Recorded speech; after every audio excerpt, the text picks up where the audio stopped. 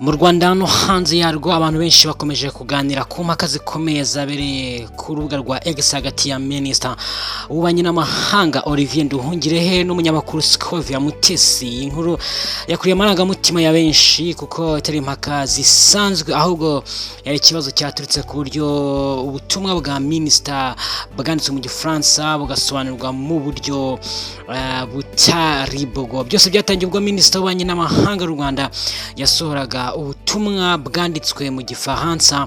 Ikinyamakuru cya Mama Ugaga Sabo cya Mutesi Scovia baza kusesengura kuri ubwo butumwa ndetse babusobanura mu buryo butari bwo.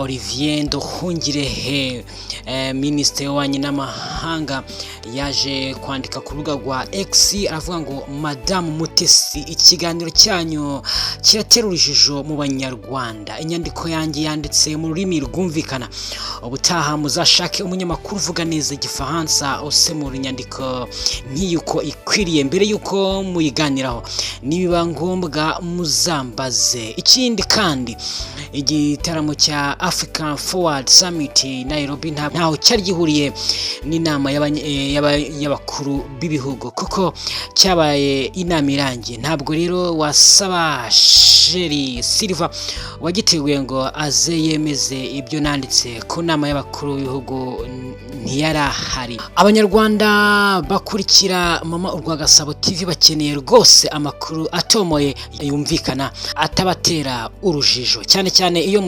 mushingiye ku nyandiko zanditse mu ndimi z'amahanga. Aya namwe mu magambo Olivier Nduhungirehe yaje kwandika ku rubuga rwa X.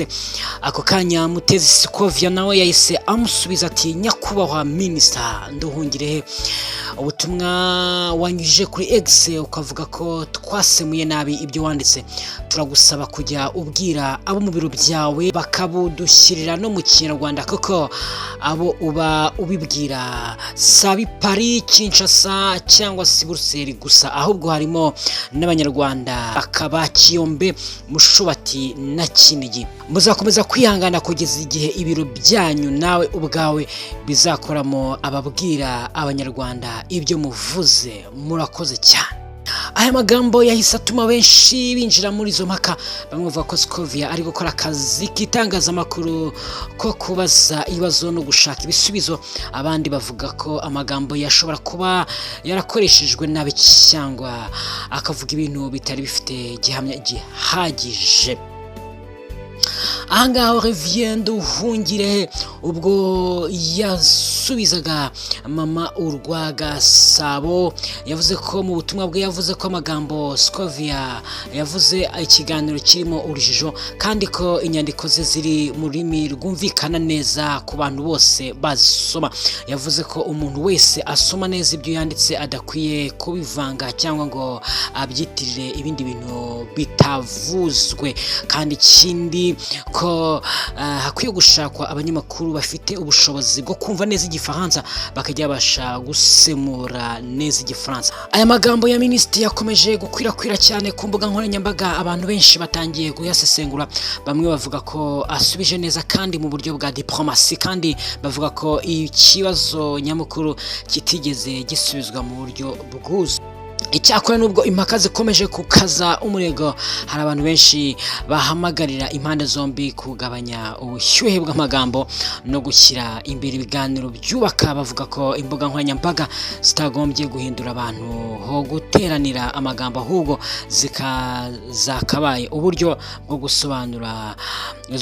gusobanurira abaturage ukuri no kubaha amakuru yizewe. Kugeza ubu iyi nkuru iracyavugisha benshi ku mbuga nkoranyambaga. Hari abakomeje gushyigikira Scovia avuga ko yakoze nk'umunyamakuru ushaka ibisobanuro, mu gihe abandi bashyigikiye Minisita bavuga ko yasobanuye neza ibitagenda mu makuru yavuzwe. Ikigaragara nuko aya magambo yombi yakanguye abantu benshi, ndetse bamwe bavuga ko ashobora gukomeza kuvugwaho mu minsi iri imbere. Ese izi mpaka zirangirira hano cyangwa hari andi magambo ashobora gukomeza gukurura impaka hagati y'abanyamakuru n'abayobozi? Wowe urabibona gute? Ese Scovia ari mukuri cyangwa se Olivier Nduhungirehe ari mukuri? duhure muri komenti mutubwire uko mubyumva. Murakoze cyane, Imana ibarinde, ntimwibagirwe gukora subscribe. Ciao, bye.